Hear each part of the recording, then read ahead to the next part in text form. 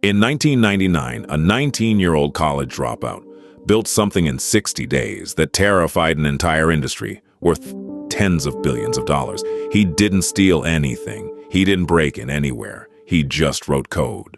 Within 18 months, 70 million people were using it. The music industry called it piracy. A federal judge shut it down, and then something strange happened. Killing it made everything worse.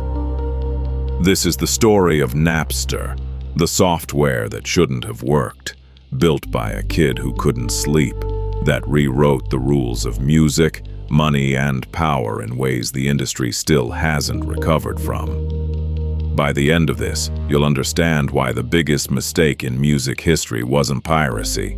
It was the response to it. Shawn Fanning was 18 years old and couldn't sleep.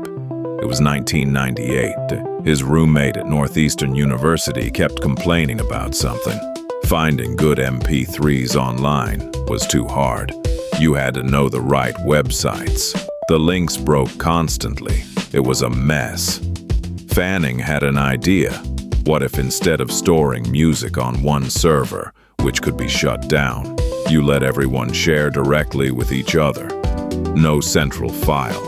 No single point of attack, just millions of computers connected, offering what they had. He called it Napster. His online handle was Napster, a nickname for his hair. He coded it in 60 days, barely sleeping. When he finally released it, he expected a few hundred people to try it. Within a year, the number was 70 million. To understand what that meant in 1999, the entire population of France, downloading and sharing music for free, simultaneously. Songs that cost $15 on a CD were suddenly available in 3 minutes. Every album, every artist, every song ever recorded. The music industry had just come off its most profitable decade in history. CD sales had exploded through the 90s. Labels were making money at a rate that had never existed before. And then a teenager in a dorm room switched the lights off. The labels panicked, but not in the way you might expect. Their first instinct wasn't to adapt, it was to call their lawyers. The Recording Industry Association of America filed suit against Napster in December 1999. But the lawsuit that changed everything came from somewhere else. Metallica. In April 2000, Lars Ulrich showed up at Napster's offices with 13 boxes. Inside were the names of 317,000 Napster users who had shared Metallica songs. He demanded they all be banned. A demo of their song had leaked onto Napster before it was officially released. Radio stations were playing it. Metallica hadn't authorized any of it. The backlash was immediate and brutal. Metallica, who had built their career partly on fans trading bootleg tapes, were now suing their own audience. They became the most hated band in rock overnight. Lars Ulrich was mocked in every magazine, every forum, every late-night show. But Metallica weren't wrong about the principle. The music was theirs. They hadn't been asked. They hadn't been paid. The problem was the optics and the timing and the fact that 70 million people felt the other way. Meanwhile, inside the labels, a different conversation was happening, one that nobody wanted to have publicly. Napster had approached the major labels in 1999. They'd offered to license the technology, share revenue, make it legal. The labels had a chance to own the future of music distribution. They said no.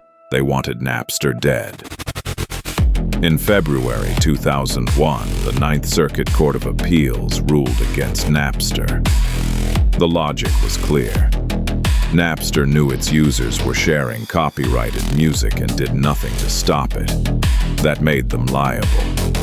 They were ordered to block all copyrighted material from their network. Napster tried. They built filters. They tried to comply. But the filters were leaky.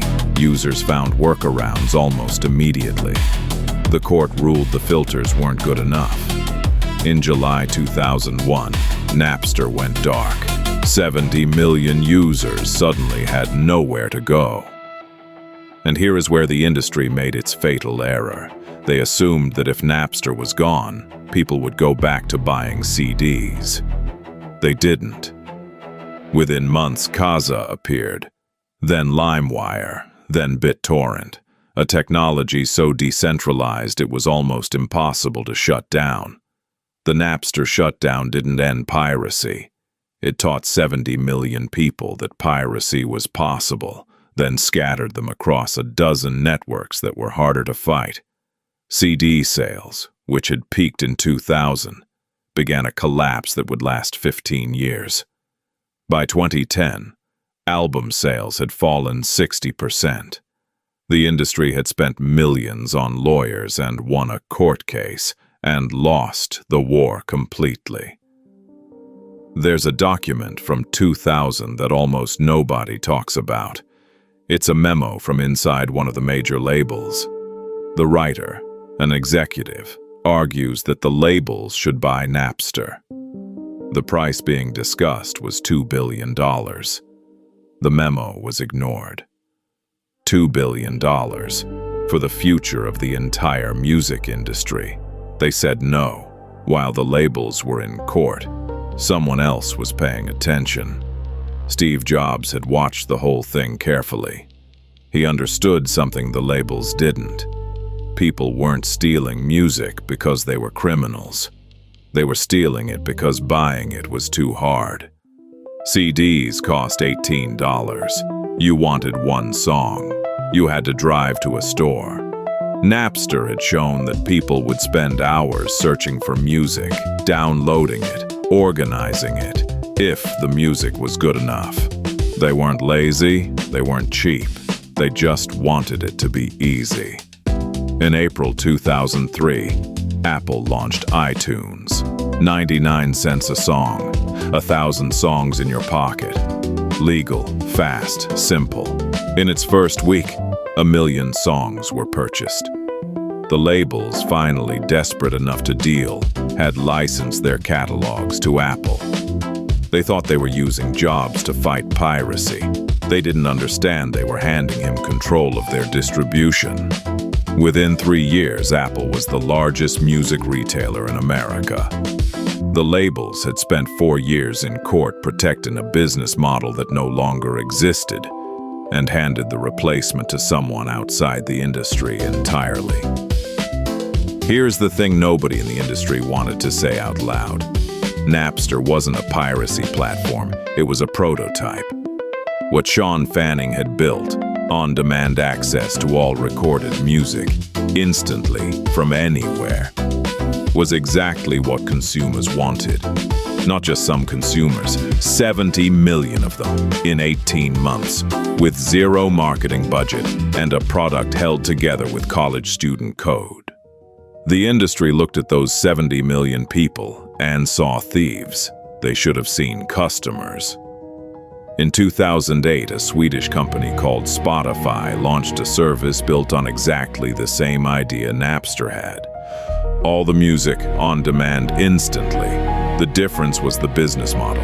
Spotify licensed the content. They paid the labels. They turned the thing Napster had proven people wanted into something legal. Today, Spotify is worth $40 billion. The 4 major labels that sued Napster into oblivion, they are all Spotify shareholders. They own a piece of the company that is doing, legally, exactly what they spent 4 years in court trying to destroy. Shawn Fanning saw the future in 1999. The industry spent 4 years and hundreds of millions of dollars proving him right. If you've made it this far, you clearly care about the real stories behind the music industry. Hit subscribe. We drop one of these every week, and the next one is just as strange. Napster is gone. The company that bought its name in bankruptcy tried to relaunch it twice. It never came back. Shawn Fanning went on to build other things. He never quite replicated the lightning in a bottle he'd created at 19. But every time you open Spotify or Apple Music or YouTube Music, every time you press play and get exactly the song you wanted, instantly, for free or close to it, you are using the future that Napster invented. The music industry didn't kill piracy. They killed Napster. And in doing so, they accidentally built the world they were trying to prevent. What do you think? Did the labels deserve what happened to them, or did they have a right to protect what was theirs? Drop it in the comments.